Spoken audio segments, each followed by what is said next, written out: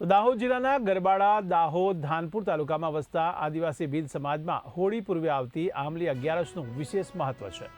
આ દિવસે સ્વર્ગસ્થ સ્વજનોની અસ્થિઓનું વિસર્જન કરવાની એક અનોખી પરંપરા જોવા મળે છે।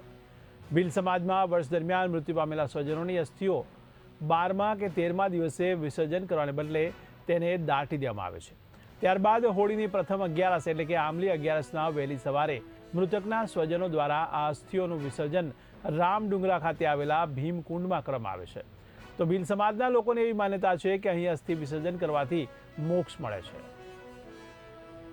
અમારા ભીલ સમાજમાં એવી પરંપરા છે કે જે માણસ ઓફ થઈ જાય એની અસ્થિ 100 મહિના કે 4 મહિના કુલડીમાં દાટી અને મૂકી દેવામાં આવે છે, બરાબર। પછી નોમ કે દસમના બહાર કાઢી અને એને બધા સગાવાલા મળી અને ધોવે। પછી 11ના દિવસે એ ભીમકુંડા ખાતે લાવી અને પધરાવવામાં આવે છે। શું નામ છે તમારું? બારિયા સંજયભાઈ જાલુભાઈ।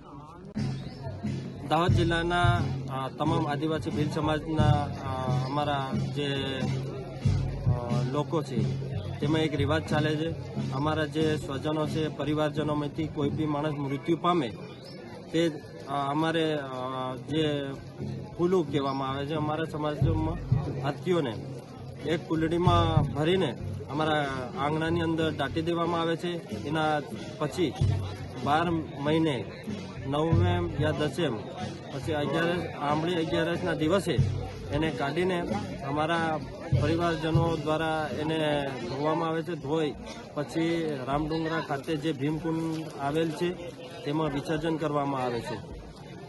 શું નામ છે તમારું? ભુરિયા અલ્કેશભાઈ વીરાભાઈ।